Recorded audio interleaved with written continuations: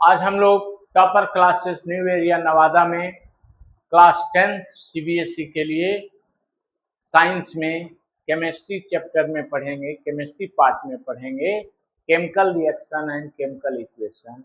And in this chapter we will study as a sub topic what is chemical equation. So what is chemical equation? First we understand chemical reaction। तो chemical reaction जैसे हम लोग magnesium के फीते को गर्म किया, heat किया और ये जला और बिल्कुल मैग्नीशियम ऑक्साइड एक ऐश के रूप में प्राप्त हुआ, तो ये एक्टिविटी हुआ। और this activity when represented in a symbolic form on the paper by pen or blackboard, that is called chemical equation। So chemical equation is symbolic representation of a chemical reaction। कैसे हम लोग chemical reaction को जो activity है उसको symbolic presentation हम लोग देते हैं पेन और पेपर पर, तो उसको देख करके हम लोग केमिकल रिएक्शन समझ जाते हैं। तो ये हुआ chemical equation. Symbolic representation of a chemical reaction is called chemical equation, है ना। केमिकल इक्वेशन कहलाते हैं। Form of writing chemical equation, कैसे फॉर्मेट्स में हम लिखते हैं। रिएक्टेंट को हम लोग एलएचएस में लिखते हैं, रिएक्टेंट को हम लोग एलएचएस में लिखते हैं। प्रोडक्ट को हम लोग आरएचएस में लिखते हैं, है ना। प्रोडक्ट को हम लोग आरएचएस में लिखते हैं। जैसे हम लोग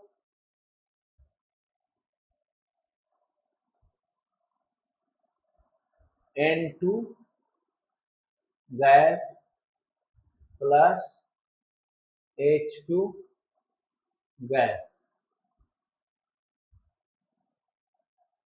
2NH3, है ना। 2NH3 यानी यहां हो जाएगा 3। अब ये गैस हो गया, ये गैस हो गया और ये भी गैस हो गया। एक केमिकल रिएक्शन है, N2 gas reacts with hydrogen gas forms ammonia. इस प्रोसेस को हैबर प्रोसेस भी कहते हैं। That is reversible reaction, that is reversible reaction. ये N2 और H2 रिएक्शन करके इधर जाता है, अमोनिया बनाता है। And than sufficient ammonia is form that dissociates into hydrogen and nitrogen, so it reverse back gives N2 and H2। तो ये प्रोडक्ट हो गया, ये क्या हो गया, रिएक्टेंट हो गया। और ये क्या हो गया, प्रोडक्ट। और ये रिएक्टेंट एलएचएस में लिखा गया और ये क्या में लिखा गया, आरएचएस, राइट हैंड साइड, ठीक है।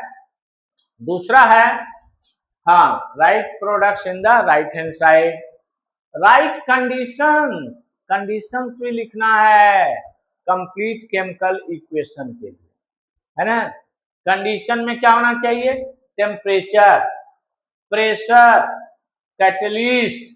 यहां पर देखिए इस रिएक्शन में कैटलिस्ट Fe होता है, आयरन पाउडर, ये भी लिखा रहता है ना। ये आयरन होता है। प्रेशर इसका होता है 200 एटमॉस्फेरिक प्रेशर, 200 एटमॉस्फेरिक प्रेशर। तो प्रेशर दिया रहता है, भिन्न भिन्न केमिकल रिएक्शन के लिए प्रेशर अलग होते हैं, जो रिक्वायरमेंट होता है वो लिखा रहता है, प्रेशर होता है। तो ये स्टैंडर्ड कंडीशन है केमिकल इक्वेशन लिखने का। कभी कभी हम लोग केमिकल इक्वेशन लिखते हैं, रिएक्टेंट्स लिख देते हैं, प्रोडक्ट्स लिख देते हैं और बैलेंस होता है। क्या होता है, बैलेंस होता है। उसमें हम लोग नहीं दिखाते हैं कितना टेम्परेचर है, कितना प्रेशर है, कितना क्या है ना। तो ये 719 केल्विन ये टेम्परेचर होता है। इस समय मैक्सिमम अमोनिया बनता है। तो सारे डिस्क्रिप्शन चाहिए स्टैंडर्ड कंडीशन में, टेम्परेचर चाहिए, प्रेशर चाहिए, कैटलिस्ट चाहिए, etc of the reaction on the arrow separating reactants and product, बीच में ही है ना। अगर ये रिएक्टेंट हो गया और ये प्रोडक्ट हो गया तो यहाँ चाहिए हम लोग तीनों चीज, ऊपर नीचे, ऊपर और नीचे हम लोग करते हैं, है ना। तो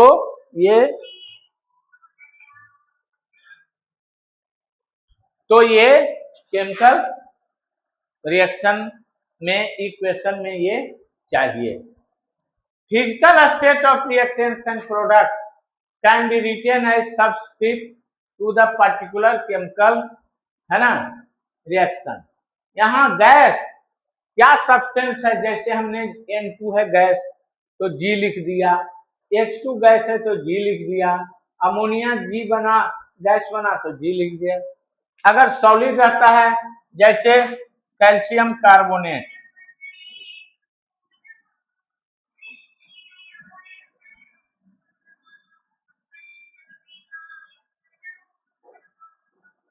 CO2 गैस, CO2 गैस बना,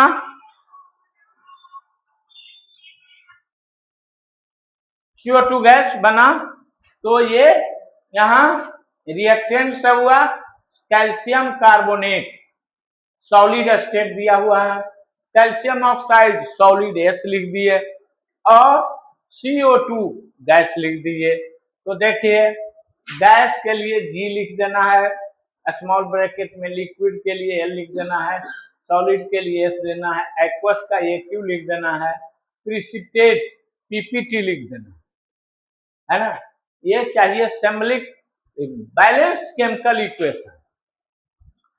केमिकल इक्वेशन अगर अनबैलेंस है तो पूरा इंफॉर्मेशन उससे हम लोगों को नहीं मिलता है, सिर्फ क्वालिटेटिवली आइडिया मिलता है कि क्या क्या रिएक्टेंट में लिया गया और क्या क्या प्रोडक्ट बना, क्या क्या रिएक्टेंट लिया गया और क्या क्या प्रोडक्ट बना, है ना। सो a chemical equation is said to be balanced if the number of atoms of each type of reactant is equal to the number of corresponding atoms in the product। यानी LHS और RHS में items की संख्या बराबर होना चाहिए। कोई particular element का आइटम LHS में जितना है उतना ही RHS में। क्यों? क्योंकि law of conservation of mass में हम लोग पढ़े हैं कि mass of reactants is equal to mass of product. तो मास कैसे बराबर होगा? जब सारे आइटम्स लेफ्ट हैंड साइड के बराबर राइट हैंड साइड में होगा तभी तो उसका मास बराबर होगा। तो that follows the law of conservation of मास। और यहाँ हम लोग मास कंजर्व नहीं देखते हैं, जोड़ते हैं, हम लोग आइटम्स देखते हैं। तो आइटम्स दोनों तरफ बराबर होना चाहिए। जैसे नाइट्रोजन का 2 आइटम है इधर तो नाइट्रोजन में 2 आइटम इधर राइट हैंड साइड में। हाइड्रोजन का 6 हाइड्रोजन है तो 3 × 2 6 हाइड्रोजन है ना। तो ये हमें बैलेंस है, balance chemical equation.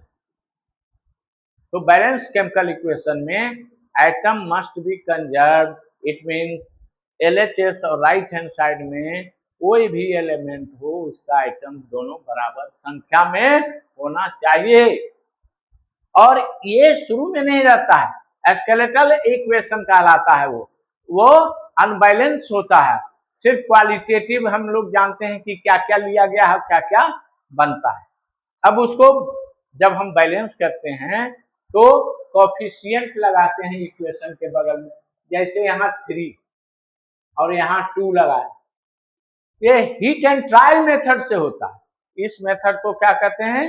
Heat and trial methods कहते हैं। तो हीट एंड ट्रायल मेथड से हम लोग उसको बैलेंस करते हैं, तब हमको क्वालिटेटिव और क्वांटिटेटिव दोनों आइडिया मिलता है। जैसे balancing the chemical equation NaH2O NaOH H2, ये सिर्फ बताता है कि सोडियम वाटर से रिएक्शन करता है और NaOH बनता है ना, और H2 बनता है। This is not balance. कैसे?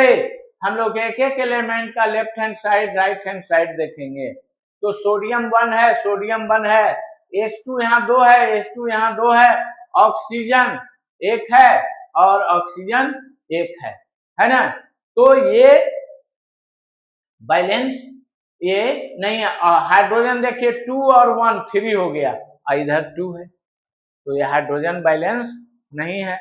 अब इसको बैलेंस करने के लिए हम लोग यहाँ पर हाँ हाइड्रोजन को ऑक्सीजन को बैलेंस करने के लिए हम लोग पहले यहाँ देखें क्या है।